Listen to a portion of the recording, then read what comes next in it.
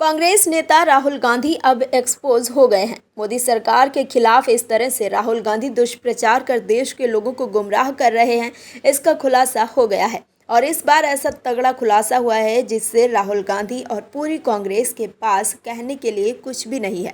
दर्शकों, हिंडनबर्ग की नई रिपोर्ट को लेकर राहुल गांधी और कांग्रेस के नेता मोदी सरकार पर निशाना साध रहे हैं, लेकिन अब राहुल गांधी को लेकर जो बात बाहर आई है उससे देश के लोग खुद समझ जाएंगे कि कैसे राहुल गांधी राजनीतिक रोटियां सेकने के लिए मोदी सरकार पर निशाना साधते हैं।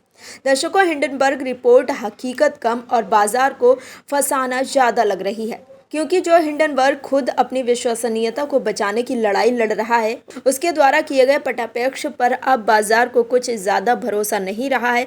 जब शनिवार को हिंडनबर्ग की रिपोर्ट आई तो सभी लोगों को लगा कि जब सोमवार को बाजार खुलेगा तो इसका खासा असर जनवरी 2023 की तरह देखने को मिलेगा। लेकिन शुरुआती उतार चढ़ाव के बाद शेयर बाजार संभल गया और हिंडनबर्ग की रिपोर्ट औंधे मुंह गिर गई।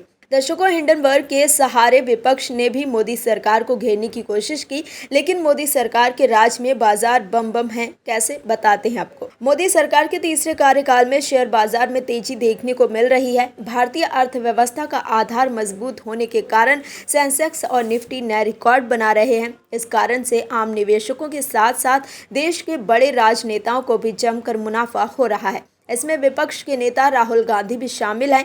IANS के कैलकुलेशन के मुताबिक राहुल गांधी को बीते करीब 5 महीने में शेयर बाजार से 46.49 लाख रुपए का मुनाफा हुआ है। ये मुनाफा उनकी ओर से रायबरेली लोकसभा के लिए भरे गए चुनावी नामांकन में दर्ज शेयरों के आधार पर कैलकुलेट किया गया है। इसमें बताया गया था कि 15 मार्च 2024 को उनके पोर्टफोलियो की वैल्यू 4.33 करोड़ रुपए थी।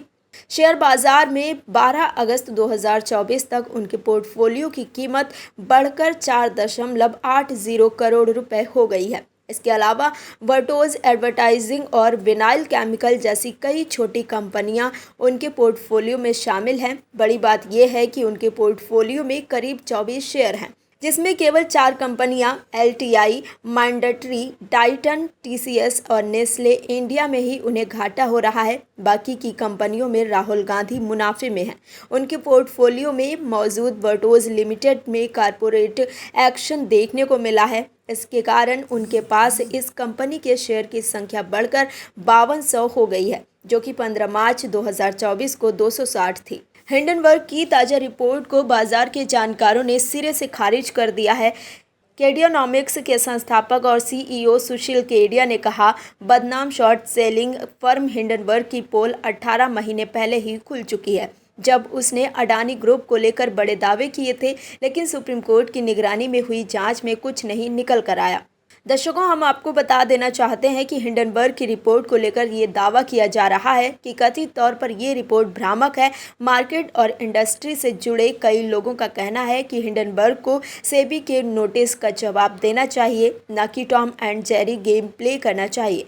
आज जिस तरह से मार्केट ने प्रदर्शन किया है, उससे एक बात तो साफ है कि देश के निवेशकों का विश्वास अभी देश की एजेंसी और वेल्थ क्रिएटर पर बना हुआ है। Bureau report, OMH news.